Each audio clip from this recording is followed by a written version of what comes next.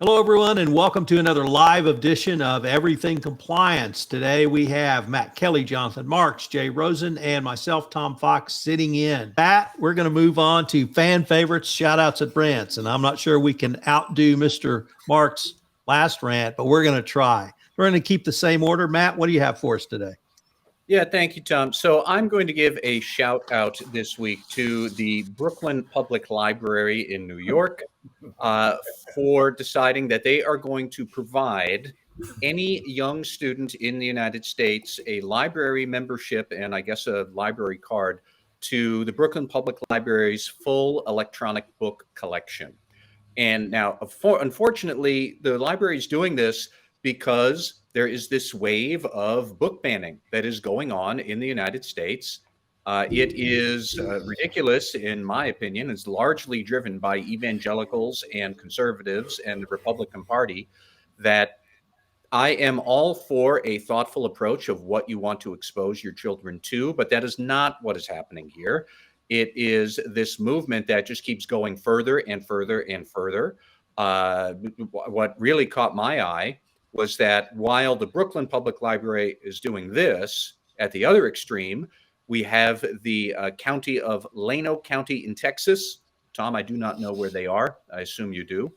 But in Llano County, a group of evangelicals took over the library board, then promptly closed library commission meetings to the public and started yanking books off of library shelves left and right. And this is not the school library. This is the public library for adults. And this is not yanking pornography off of library shelves. These were established books, mostly questioning racism, which of course is what gets conservatives up under the collar. So we have these book banning waves all over the South. And finally, it's nice to see the Brooklyn Public Library is trying to take some action against this. So I did not think that book banning and book burning were the most pressing risks and issues in our country. I thought that maybe worrying about COVID or the war in Ukraine or out of control debt or gun violence or something else might be more important. Apparently not for the conservatives and the Republican Party out there. So at least we have some groups now trying to offer a solution like Brooklyn Public Library. Good for them. Jonathan Marks. Well, this is going to be ugly. My rant is against Comcast and Xfinity and their new supersonic Wi-Fi, which literally doesn't exist. And so I'll tell you a very, very quick story, but the Wi-Fi in my house, the way the house is constructed, it's very poor. And a mesh Wi-Fi system is really great if you have 4, 5, 6, 7, $800. But Comcast allegedly came out with their mesh Wi-Fi system called Supersonic. So as soon as the first commercial came out, I called up and I ordered my XB8 modem, which as I sit here today is still not here and won't be here because it doesn't even freaking exist. And after 5 attempts to get it, and actually told yesterday that it was shipped on the 25th without any tracking number and asking them when I was going to receive it, all I got was the hang up. I got the hang up with customer service. And so yesterday, for the first time ever in my entire career, and I swore that I would never do this, but I did it, I tweeted and slammed Comcast through my Twitter account. And I got a reply from Xfinity saying, direct message me. We'd love to hear what happened. So I will report next week as to what happened. But I think that somebody should look into this because the whole thing seems to be a sham to me. Jay Rosen. Well, my ire is not worked up that hard, but I'll give a little bit here. This is 2 nominations for Gaslighters of the Week. In one corner, we have MTG herself, Marjorie Taylor Greene.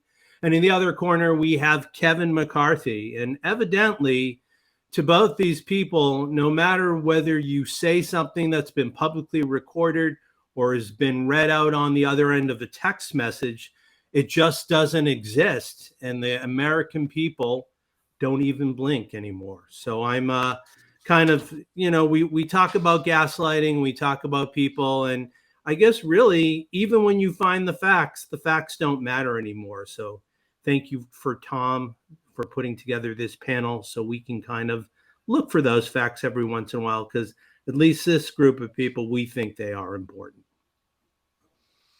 Well, I'm going to shout out today, and I'm going to shout out for good corporate governance in the form of the shareholders of Credit Suisse, who revolted and refused to clear Credit Suisse executives of legal liability from financial missteps. This was at the Credit Suisse shareholder meeting, and 60% of the votes went against Credit Suisse for discharging senior execs and the board from legal liability in their recent financial missteps, Greensill and Archegos Capital. So shout out to Credit Suisse shareholders who said enough is enough. We are not going to discharge you from liability, and we will go after you in the form of shareholder lawsuits, or at least we won't let you prevent us from doing so. Well, gentlemen, as always, it's been a great episode. It's great to see Mr. Marks back on his horse, getting ready for the Derby. And I can't wait to see what we come up with next time, gents. Thanks, Derby Tom. hats for all. Hello, everyone. This is Tom Fox again. Thank you so much for listening to this Shout Outs and Rants from episode 99. If you'd like to check out the full episode, it will post on Thursday on the Compliance Podcast Network, Megaphone, iTunes, or wherever you hear your podcast. It will also be available on YouTube if you want to see the video version of this podcast. Thanks again for listening. We look forward to visiting with you again.